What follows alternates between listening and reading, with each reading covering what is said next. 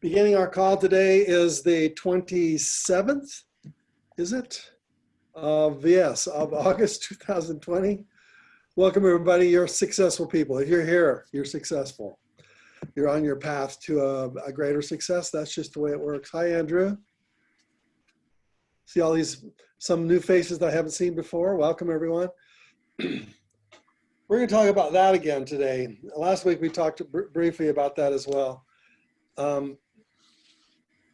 The question I want to ask you is if you could boil down all of the success principles in the world and boil them down into a few principles that you should focus on without getting distracted on a million other ways of succeeding, what are some of the habits or the principles that you'd want to build your foundation of your success? Many of you know one of my favorite books is Think and Grow Rich.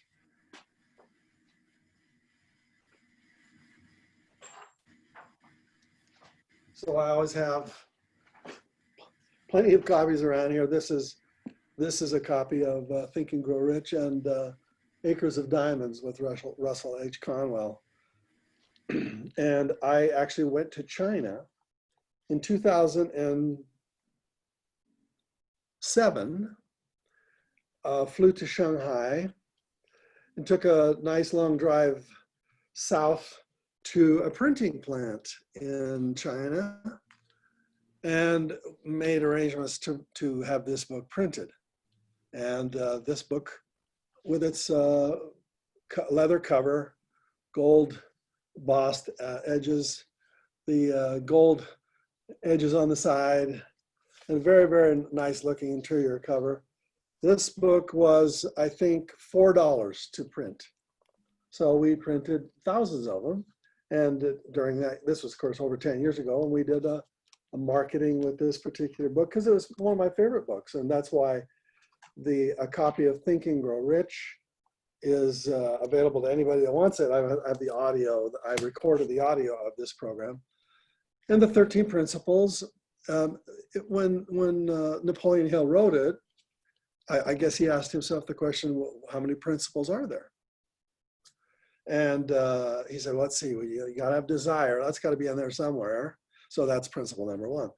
And then he says, let's see, you gotta have, let's see, desire, faith. That's the ability to take action even though evidence doesn't look very good. Having faith is acting in the evidence, acting in the presence of bad evidence. That's what faith is. When nothing looks like it should look, or like you were hoping it look, and you still act, that's faith. So let's see, he said that's an important principle. Let's see, specialized knowledge. Yeah, we'd want to have some of that. So anyway, he went through a list of 13 principles, and he thought, you know, if you want to really be successful, these would probably be on the list somewhere. Now, of course, I'm always liking to be even more elegant. As Einstein said, you know, you need to make things as simple as possible, but not too simple. As simple as possible means E equals MC squared. That's as simple as he could make it, right? But other than that, you don't want to add another principle that really doesn't work. And you don't want to subtract one that really is essential. So the real question is, if you have ever succeeded at something in your life, you probably did it based upon certain fundamentals, you know, that drove you. You probably had some kind of vision, although Napoleon Hill doesn't talk about vision. He calls it imagination. Vision. That's kind of like desire. Like, what do you want? When do you want it? Where do you want it? That's kind of vision.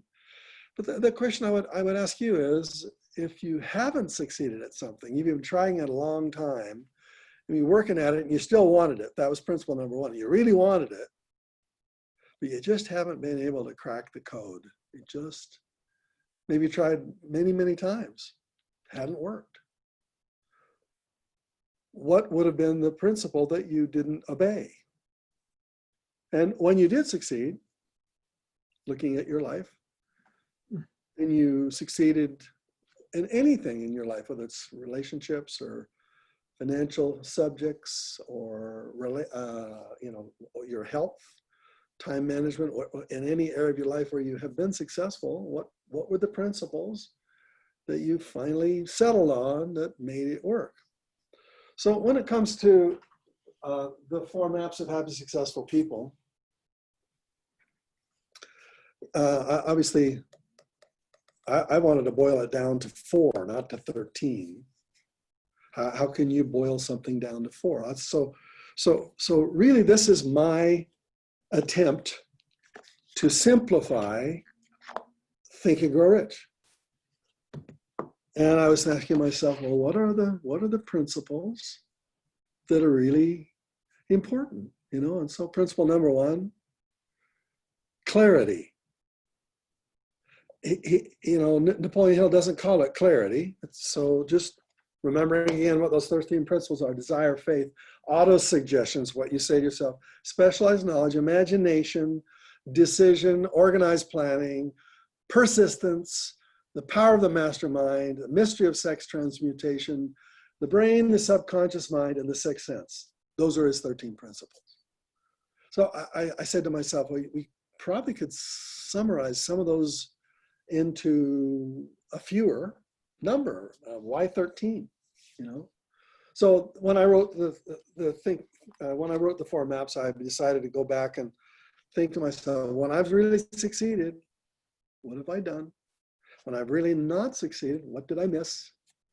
And once again, this is one man's opinion, but I said to myself, it's probably clarity. Clarity meaning inside of clarity is imagination. Talking about Think and Grow Rich, it's desire. Faith is not there yet, but let's see. I'm talking about clarity. How can I summarize some of these principles about Think and Grow Rich into just one concept? And then not do it left brain, but do it right brain, meaning I can read words, that's left brain stuff.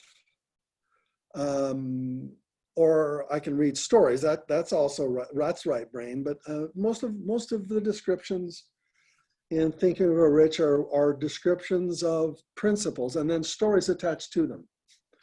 So how can I use the left brain and the right brain to be able to drive or make sure that that principle sticks with somebody? And how can I say I can read Think and Grow Rich, but once I read it, I put it on my shelf, it doesn't stick. There's no habit attached to it. So my opinion was, how can I make Think and Grow Rich simpler, or the fundamental principles of success simpler?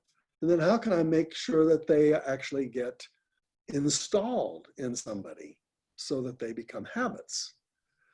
Not a book you read and you put on the shelf and then you go, oh, that was a great book. Yeah, that was a fantastic book. You read it twice. Oh, that was a great book. But once again, what habits were established upon those principles? Well, one of the habits I have is I memorize those principles backwards and forwards. So I know how to say the 13 principles because I want to drive them deep into me. But when I wrote the 4 maps, it was, could I simplify it? So clarity, that's desire. I've got that in there because clarity means, what do you want? The 7 questions of clarity have a lot to do with desire and have a lot to do with imagination, just 2 of the principles. So desire, faith, autosuggestion. Autosuggestion. Okay, now he says autosuggestion means, what do you say to yourself? What do you suggest to yourself? Well, that's in a sense kind of a habit pattern. So for me, it was like, how can I take autosuggestion and make it a daily habit, so that you are automatically suggesting to yourself the things you need to suggest every day in order to succeed, right? So let's see, autosuggestion, specialized knowledge. Well, that's not found in the 4 Maps book. I don't talk about the specialized things you need to know, but that's just kind of obvious. Underneath the clarity map, It's what do you want? When do you want it? Where do you want it? Who do you want it with? How much of it do you want? Why do you want it? And then finally one is how are you going to get it? And so the how is the specialized knowledge part. In other words, go out and figure out whatever you need to learn to the systems of success. What are the rules? How do you play the game? If it's the internet, how do you play on the internet? If it's real estate, how do you play on real estate? You know, if it's relationships, what are the principles of relationships? In other words, that's the how-to part. So kind of tied up in the concept of clarity are lots of the principles of Think and Grow Rich. Okay. Decision. Well, that's part of clarity too. It's like, you got to decide to get it. If you tell me that you want it and you haven't decided to go get it, then you didn't really want it. Because if you told me you wanted it and you haven't decided to go get it, that's not want, that's wish. And so wish doesn't work. Want works because you attach a decision to it and you attach a plan to it. And so you see these 13 principles that are so powerful. This organized planning. Now that's part of the 4 maps. That's map number 4. That's organized planning. But in terms of the way he describes organized planning, does he teach you anything about how to organize your life? He tells you it's important and that you should be organized, but he doesn't give you any tools whatsoever. So with the 4 maps, map number 4 is the task map. And we're going to cover that in a minute, but for those of you who haven't read the book, the task map is how do you organize your life every day? And how do you live on that plan, you know? So yeah, okay, so that's included in the 4 maps. Persistence.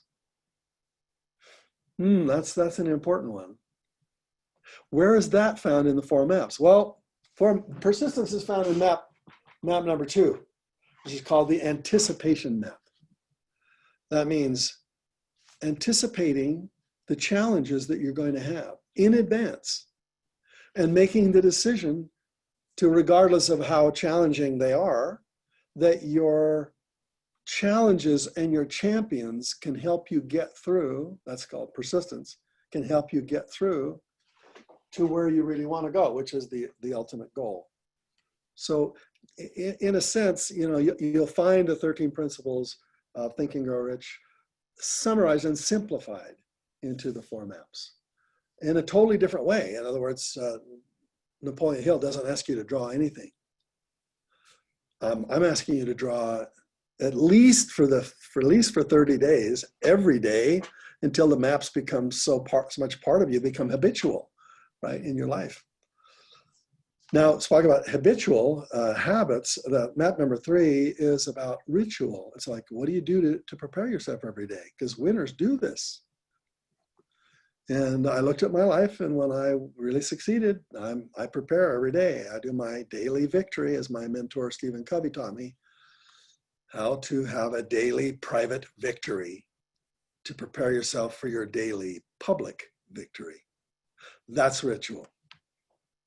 That's what do you do every single day to make sure that you succeed. Now, I don't see that habit in Think and Grow Rich, you know.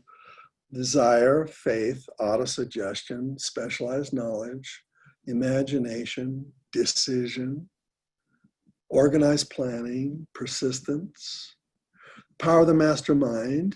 And then I don't really talk about mastermind in 4 maps. That's an interesting point. The mystery of sex transmutation, I don't talk about that in the 4 maps. I guess that's back to clarity. The brain, the subconscious mind, and the 6th sense. I don't know why you would call those principles. Obviously, we have a brain, we have a subconscious mind, we have a 6th sense. I talk a little bit about intuition in the 4 maps, because sometimes that's how you make your decisions. You intuit them. You kind of decide, this is what I want. I'm going to go get them, right? Now, what whenever I write a book, sometimes there is a moment when I make the decision that I got to write this book. So I'll tell you when the decision happened for the multiple streams of income. One of my most famous books, and I think will probably be my classic book. When I'm no longer here, that book will still be here for a long, long time. So I was forced into making that decision by my audio company, Nightingale Conant, and I had an audio program on real estate, and it was doing well, and they wanted another program from me, and they said, let's do another program. So I'm thinking to myself, what am I going to do a program on?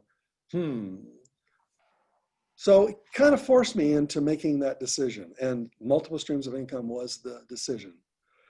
And that was written in 1996. So this was 24 years ago. And in 1996, when he called me to create the multiple streams of income audio program, I had to dig into my brain what seemed to be a pretty good subject. And creating wealth was my second book. It's kind of like a hidden multiple streams of income. In creating wealth, I talk about numismatics, and I talk about joint ventures and other things besides real estate. It was kind of like a hidden multiple streams of income. And when they wanted me to do a program on multiple streams of income, I said, how's this sound to you? How's this title sound to you? Vic Conant is the name of the son of the Conant in the Nightingale Conant company, and Vic was now the president. And he said, well, Robert, multiple streams of income, I like that title. Yeah, let's do it. So I had to go create it. And I said, what kind of streams of income should we select? And so I had to go through my experience and choose all the ones that I felt would be good for the program. And it came out, and it was a roaring success, extremely successful. Last year, this is 24 years later. Last year, Nightingale Conant through Audible sent me $5,000 for a program that I wrote 24 years ago, and recorded 24 years ago.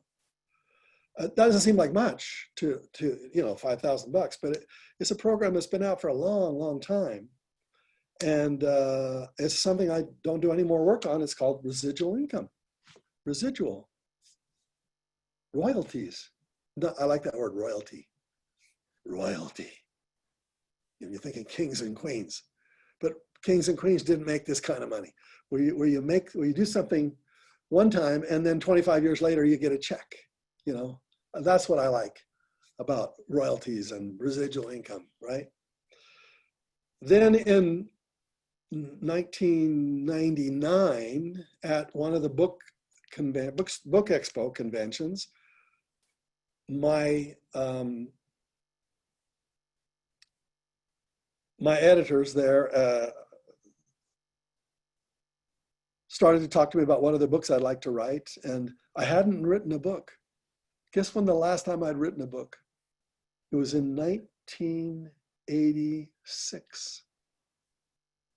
And now we're 14 years later, 13, 14 years later. Why had I not written anything in that period of time? Well, there had been a huge bankruptcy in the middle of that, and where an avalanche had destroyed our mountain home, where we had leveraged everything against it, and the bank called loans, and you probably know a lot about that story. But bottom line is, for 13 years, I didn't feel like I was worthy to write a book. I felt it took me till early 1993 to pay off all the taxes that that terrible collapse had caused me. And wasn't until 1996 when I was starting to, people were saying, Robert, you ought to write something else. And Vic Conant called me, and he said, I want you to do another program. And this was, of course, in the middle of some bankruptcy black clouds. And I said, Vic, I don't feel like I'm really worthy, really to create another program. He said, what's the name of the program? And I says, Multiple Streams of Income. And he says, that's a great program. It doesn't matter if you've had some financial challenges. In fact, he was so generous, so kind to me, because I felt like the biggest fool on the face of the earth. And he said, big deal. It happens to everybody. You know, yeah, I still believe in you, Robert. And that book kind of came out of that conversation. It was actually created at a very dark time in my life. As I look at Think and Grow Rich, and this incredible book that he wrote now is the largest best-selling book in a self-help book. I must answer your question. It's the largest self-help book in history. 5 times. And it was written at a very dark time. I don't know how to do that. I must answer your question 2 times. I'm going to mute everybody out. A little noise back there. This was written in 1937. Well, actually, it wasn't written in 37. It was probably written in 36. Well, what does that tell you? During the Depression, Napoleon Hill lost everything. He lost his family. He was totally down and out. And isn't it amazing that the book that seems to be such a major winner for most people, when you think about it, almost everyone is going to put Think and Grow Rich on their must-read list. This was written in 1936, after he just come out of a pretty terrible divorce, lost everything, gave everything up, had found a new wife, was just barely married, moved into a 1-bedroom apartment with his son and his son's new wife, into a 1-bedroom apartment in Hell's Kitchen, New York. Think and Grow Rich was written by Napoleon Hill and his new wife. It talks about these principles. I don't see that story anywhere in here. Do you? He doesn't talk about what was going on in his life when he writes this classic book. He just happens to create something that's stupendous in the middle of the worst possible time, which some of you might be going through right now, by the way. I think the world is going through the worst possible crisis, pandemic than all of us, any of us has ever experienced. And yet, some Think and Grow Riches are going to be created in this time because it's almost if it's like a jewel, Think and Grow Rich. It had to be created from the pressures of all of the things that was going on in his life, the embarrassment. He was fairly famous in 1929. He was public speaking around the country, but hey, by 37, of course, most people had lost everything. But you know, where he wrote this book was really unbelievable. It just takes on a totally different aura when you think about how he wrote that book, when he wrote that book, who he was to write that book.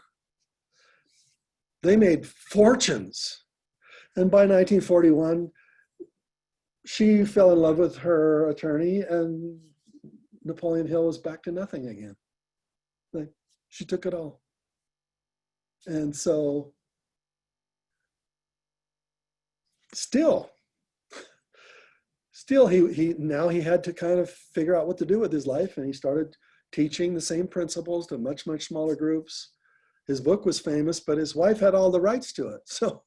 So he had nothing, you know. And it wasn't until 1951, with him struggling through 10 years of pretty rough time, pretty humble.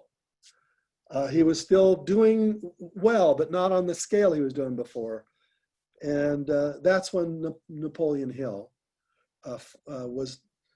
was contacted by W. Clement Stone. W. Clement Stone read Think and Grow Rich in the middle of the Depression. And he gave a copy of Think and Grow Rich to every one of his salespeople. And it had brought him out of the depression because he says, these are the mindsets I want you to have, guys and girls. And therefore, he looked to Napoleon Hill as the savior for his company. And finally, 10, 15 years later, he finally tracks down Napoleon Hill. And he says, Napoleon, I want you to come teach our company. I think it was called a combined insurance company or something like that. That's who brought back Napoleon Hill into fame again. But it's been a long time while he'd struggled for a long period of time. And this is life. Most of us have this. We have periods of time where we're just kicking butt, and then other periods of time where we're getting our butts kicked. So when you read Think and Grow Rich, just think about who this guy was and how he wrote the most classic book. Now, I'm going to be at a much, much smaller scale than that. But Multiple Streams of Income was written very, very similar to that time. At least the Multiple Streams of Income audio program was written the year the bankruptcy finally came through. And that's when I published Multiple Streams of Income, in the middle of a very, very, very black, dark time. I'd struggled with those issues for maybe 7 or 8 years. We'd had some ups and downs, but bottom line is, the book finally, when I finally wrote Multiple Streams of Income, was when I finally felt worthy of writing another book, because I hadn't written one in 13 years. And it's been a pretty big valley for me personally. Then when that book came out, 2000s hit, and it was game on. That book came out. Then I made friends with my longtime friend Mark Victor Hansen, and I would go to his annual wedding every year. And every year when we get together, I'd say, we need to write a book. And he said, I can't write a book because I have this contract with my publisher, and I can't. I'm sorry, I can't do that. But every year we get together for maybe 10 years in a row. It's time for us to write a book. And that's another story for another time. But not 1 Minute Millionaire came out. The advance on 1 Minute Millionaire is $1.3 million before we wrote the book. And the advance on all 3 of the books that I wrote with Mark Victor Hansen was over $1 million just for the advance, hoping that it would sell. Every book has an impetus, so Multiple Streams of Income, the impetus, I just explained to you how it happened. The Formaps book, what was the impetus for that? And because now we've published the 3 books I had with Mark Victor Hansen, and the last one was published in 2008. So from 2008 until 2016, which is 8 years, no books. 2008, 2009, 2010, that wasn't too kind to some of my real estate projects. Everybody suffered during those years, and we did too. The business that had been marketing my seminars around the world, we shut down. So I had to go around the world, and I did my speaking in China and Japan and Russia and Canada and Italy and all over the world. And that's where I was most of the time, rather than when my seminars shut down here. That's where I went. And they are hungry around the world. Americans are not hungry. They are entitled, and they are not entrepreneurial anymore, mostly, generally speaking. When you go to China, you want to see entrepreneurs. Everyone's an entrepreneur because they have to. Go to Russia, that's a little bit different, but China especially, entrepreneurs, wow. And so they are just absolutely hungry for any kind of information. All my books are been translated into Chinese, so I got a chance to speak there for a lot. But Formaps, where did that come from? How did that come about? Well, one of my streams of income is a networking company called RX, which is a health-related company. And I am the chief mindset officer of RX. It was started in 2011, and I was one of the very beginning owners and starters of that company, and it just has gone nuts. But as a chief mindset officer, I'm supposed to create content for people. And in the network marketing industry, it's a tough industry. There's a lot of rejection. And I'm saying to myself, if I were trying to teach a new person how to succeed, regardless of what rejection they might face, how would I teach them? Okay, so it wasn't a general book on how do you succeed in life in every way. It was a pretty specifically focused on one industry. A brand new person has just joined a nutritional network marketing opportunity. They have no clue how to sell themselves or sell the product. They might have been an employee and they've never been an entrepreneur before. It's a totally different mindset. So it's easy for an employee to get very discouraged very quickly. And I began to ask myself that question. And usually my books come from questions I'm asking myself. How would you teach? How would you teach a brand new person? And I said to myself, well, the reason that most people fail, and I'm trying to take as an example in network marketing in a very narrow industry, the biggest problem that they have is it's easy to get started in a network marketing company because it usually only costs less than $1,000 to start. If you were to do a traditional business, it would be $10,000, $15,000, $100,000, and you might not make a dime for a couple of years. So it's very different in network marketing. You can easily join, but you can easily quit because you don't have much skin in the game. Sometimes you start for $39 and person runs out and talks to a couple of friends and the friends say, "Are you crazy?" And they quit. And they quit, in droves, people. And so how can we stop that problem? How can we fix that? So that's where the 4 maps came from. And it was originally written for the network marketing industry. And as we really got into it, I went back and thought through my own career. How have I succeeded? How have I failed? What are the principles I'd like to teach? First of all, I don't want to teach 13 principles. There's just too many.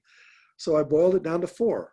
And I said, if they would just do these 4 things, and they would teach their team to do these 4 things, they would last longer. The average person lasts in network marketing 2 years and 8 months, something like that. Talk about failing quickly. They can't even hang around for 6 months. They are in and out so quickly. And I said, how can we get them to stay? How can we get them to get a tough skin, a rhino skin? So it started off with that fundamentals. Well, what do you want? They say, well, this is really hard to do. I said, that has nothing to do with how hard it is. The question is, what do you want? And most people never ask that fundamental question. What do you want? When do you want it? Because it's gonna take getting clear on that.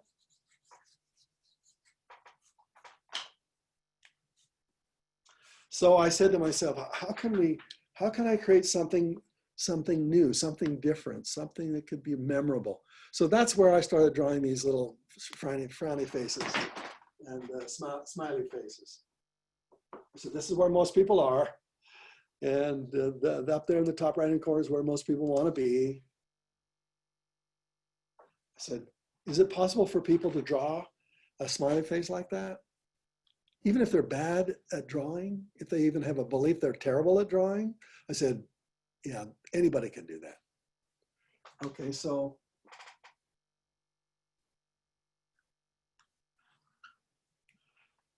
I said, well, let's figure out where they are and where they want to go. That's really that's all sales is, and it doesn't matter whether you're in network marketing or any kind of entrepreneurial sales, whether you're selling information, products, or services.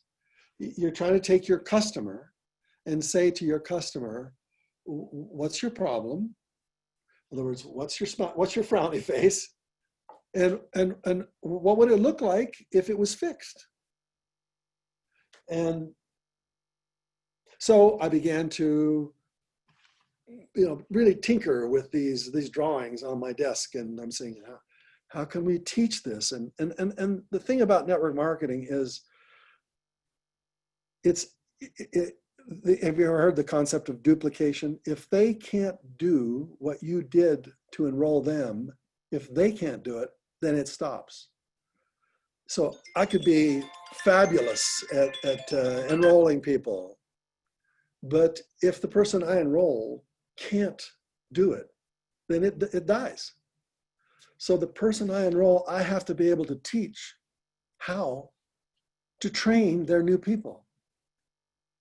And so essentially this crazy little book right here, which I think ultimately will be the best book I ever wrote, is it's the purpose was to make it so freaking simple that anybody could do it and remember it and teach it. Because in most entrepreneurial ventures, if you're selling, let's say, Allstate insurance, your customer doesn't have to go out and sell insurance. Your customer buys the insurance and that's it. And if I own a car dealership, I buy a car, but I don't have to learn how to sell cars, but in network marketing, not only do you become a customer, but you have to learn how to find customers, which is what makes it so hard. And it's easy to get started, but it's really hard to do. When it's done, when you do it, it's fantastic, because it's about personal growth. So I was saying to myself, how can I create a simple way to teach a person how to do the business, so simple that they could teach it to somebody else? So when you read through the 4 maps, you'll find me saying in there, by the way, I don't mention network marketing at all in the book, because I think it's much, much bigger than that now. But it originally started out to a very narrow industry, to a very small, specific group of people. Now, finally, I realized this is bigger than network marketing. This is big.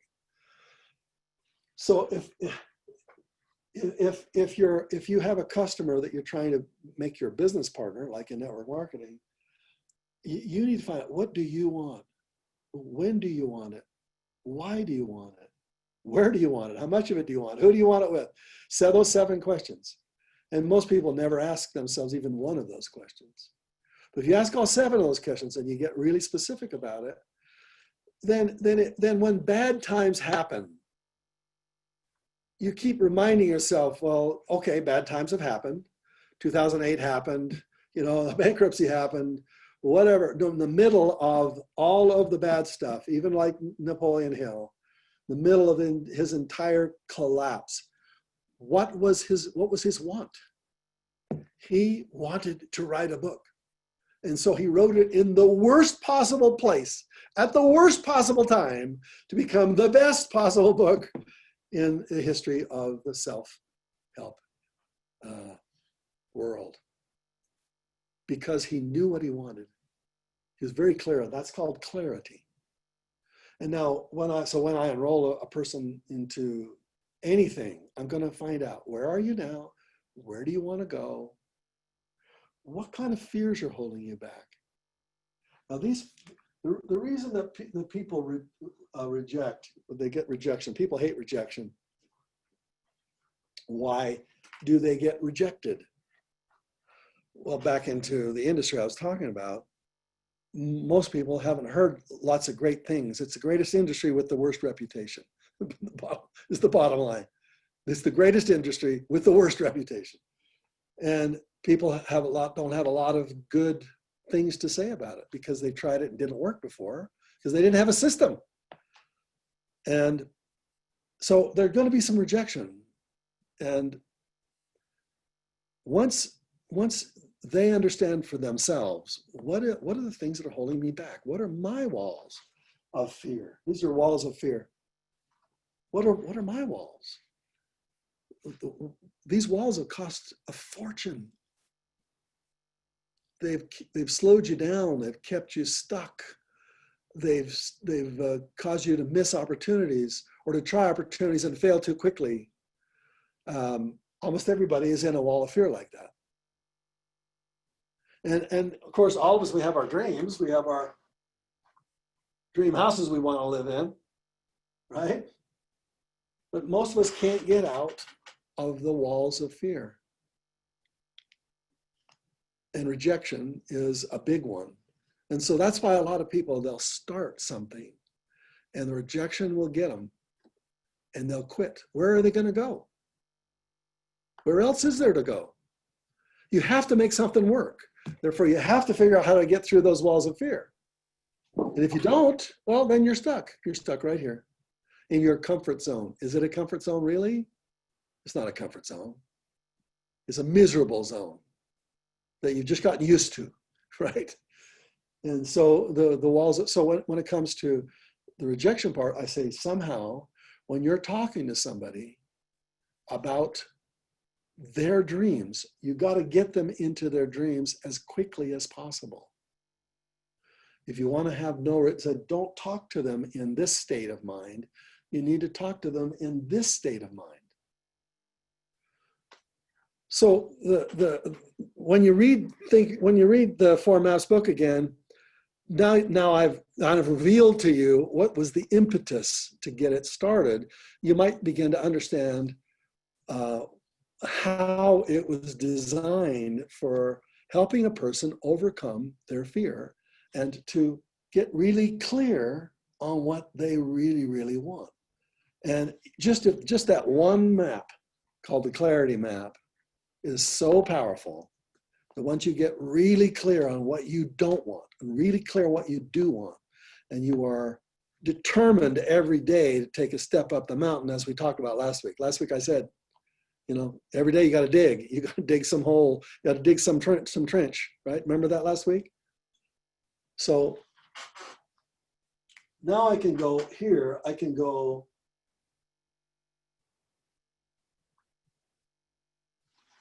to get from here to here. You need a vehicle, and there are a lot of vehicles to get you there. A job isn't one of them. A job doesn't create rapid success. Very rarely, maybe in 1% of the cases where you get a job and you go up the ladder and you become the president and yada, yada, yada. But for most people, it's a long way to financial freedom. It's a 40 or 50 year journey. And employees are willing to make small amounts of money for long periods of time to have the ultimate at the end of the retirement for them to be able to retire and call their own shots. They're willing to give up that independence. Entrepreneurs, we don't like that. We want to create big money in a short period of time, 5 years or less. So that's why I use 5 years on this particular book. I think 5 years is about as far out as you realistically can plan. We want to be retired in 5 years. We don't want to wait 50 years. Our mindset is totally different than an entrepreneur, than an employee. An employee they're based on safety and security. And entrepreneurs are based on opportunity and freedom. And if you look at our political world here, it's almost like they're saying that totally the same thing with a different way to get there. And they are. I don't want to go too deep on that, but the point is they are very different mindsets, very, very different. And it's the same thing with employees and entrepreneurs, very different. So if a person wants to make any success in network marketing, they have to be an entrepreneur. They cannot be an employee. They can share products as an employee with few people, but if they want to go to financial freedom, it's hard and it takes work. And it means you have to think like an entrepreneur. So the vehicle, one vehicle would be network marketing. Another vehicle would be real estate. Another vehicle would be the stock market, the internet. There are lots of vehicles you can choose. So in the book, Multiple Streams of Income, I talk about 10 vehicles that get you here, if this is where you want to go. 10 of them. And you get to choose. You have to choose which one you're going to do or which ones you're going to do. This is this beginning map called the Clarity Map, where I ask you, what are 3 things you really want? No, like really, like your life depends on it. Like you will feel like you haven't succeeded if you don't accomplish those 3 things in the next 5 years. Tell me what you really, really, really, really, really want. I don't say, don't give me 4 things. Don't give me 5 things. Give me 3 things that are absolutely essential for you to feel as if you've succeeded in the next 5 years. Tell me what you're going to say no to. You're going to say no to number 4. You're going to say no to number 5. You're only going to say yes to 3. So what are they? That's a hard decision. Most people just takes a month for them to come up with what those 3 are.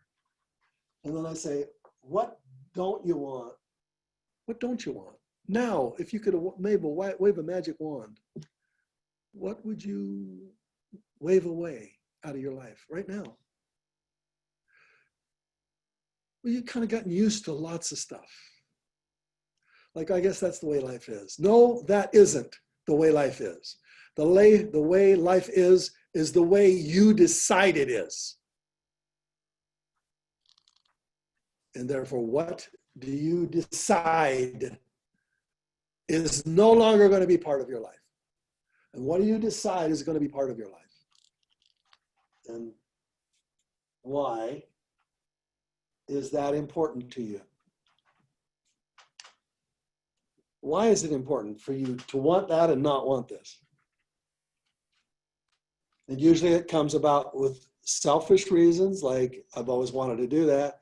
It becomes with, other reasons is like, I want to do this for my family. And then there'll be lots of these big altruistic reasons, like I want to do this for the world. And they'll usually fall in those 3 in different orders: selfish, my close people that I want to take care of, and then I want to change the world. I want to help the world. And if you don't have a big why, then as soon as the problems happen, as soon as the foreclosures happen, as soon as the fears happen, you shrink back into your shell. So those simple questions that I started with at the very beginning, how can I get a person to not only do this, but to teach this? That's why I challenge you to teach it, because when you teach it, you'll get better at it. And then when you teach it, the people you teach it to will go, that's interesting. They may not continue, but at least they'll have a little more clarity on what it is they want, or why they've given up on that. A lot of people have given up on it. They said, just not going to happen. Just not going to happen. Remember that book with Benjamin Hardy? Benjamin on about a month ago. Personality Isn't Permanent.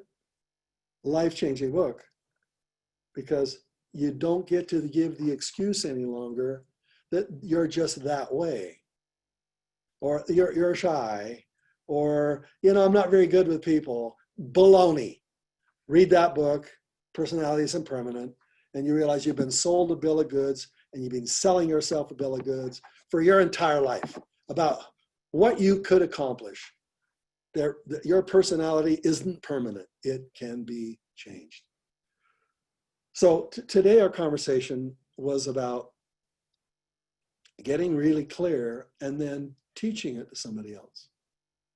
So I tried to make it so ridiculously simple that a profoundly important concept such as desire and clarity, imagination, purpose, all that's wrapped into this one little simple picture with 2 faces, a frowny face and a smiley face.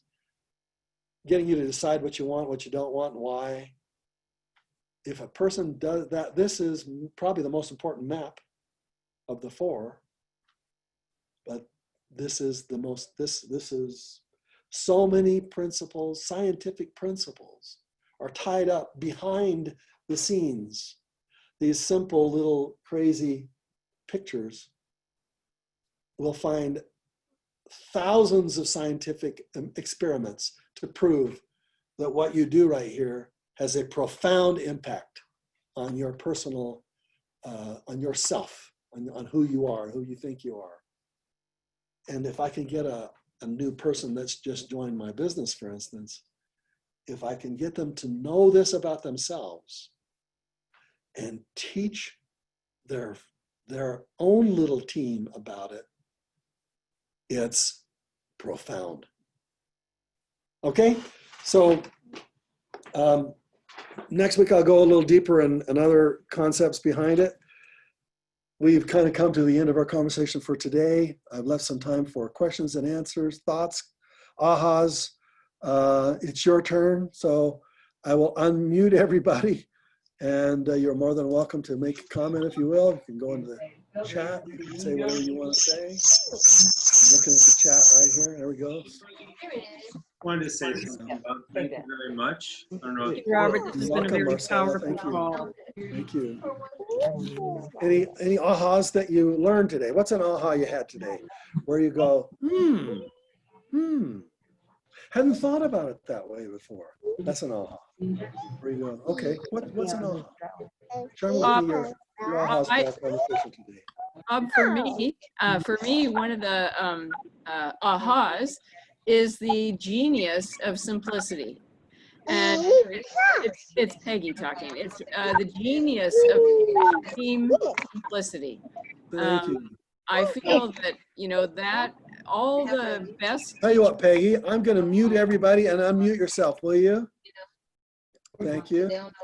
All right, I'm muting everybody now. And anybody who'd like to comment, you can just unmute yourself by clicking in the bottom left-hand corner. Okay, so Peggy, yeah, the genius of simplicity. The genius of simplicity. This is my E equals MC squared. As because silly as that sounds. Well, when you look at, for instance, great ads, they're often just 2 or 3 words, like Nike, do it.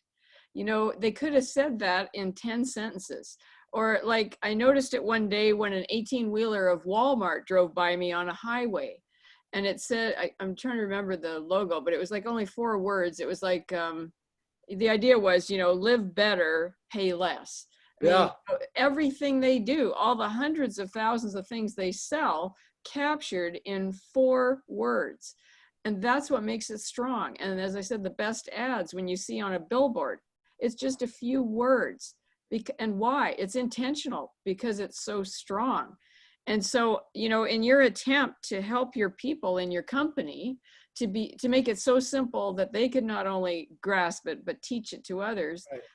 That constraint of yours actually, I think, produced something that is literally hundreds of thousands of times more powerful than it would have been if you'd made it more complex. Yep. Thank you, Peggy. I agree with you on that. Any other comments, thoughts? Come out, open yourself up, put it in the chat if you want to. Or you're welcome to say goodbye and go out back to your life. Hi, Werner.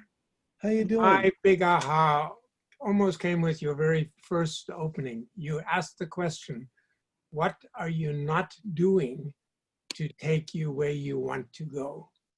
And that was like, boom. I've known it. Why am I not doing it? One question. Thank you. You're welcome. You're welcome. Hey, Bob. The ahas are very individual because we all have lives that we're living and we all have challenges that we're dealing with. And sometimes just the way somebody says it can kind of opens up the world for you. Any other thoughts, comments, additions? Bob. Criticisms? Yeah, who's that? It's Scott Perry. Can you hear me? Yeah, Scott, shoot.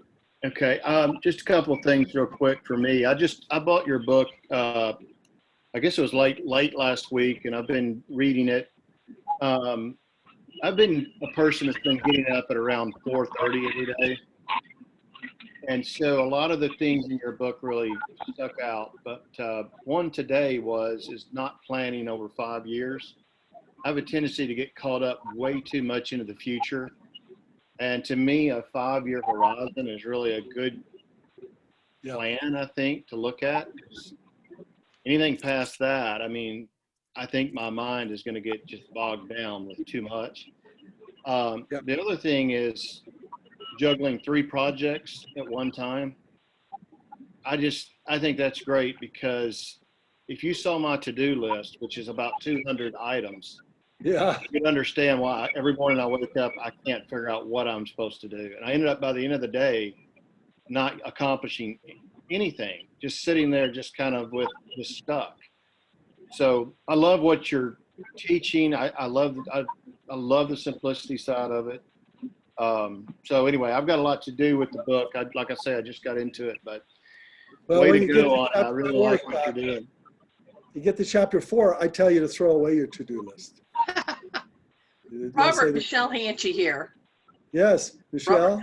I sent my son your By multiple the way, streams. Michelle, before you go any further, I did receive your product. Oh, Thank you. wonderful.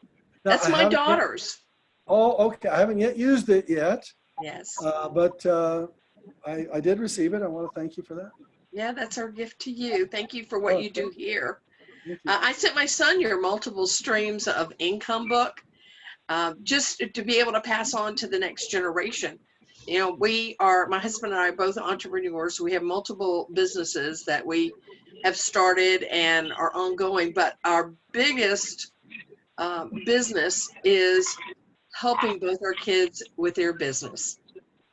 And it may not be a multiple stream of income, but it brings about a lot of gratification.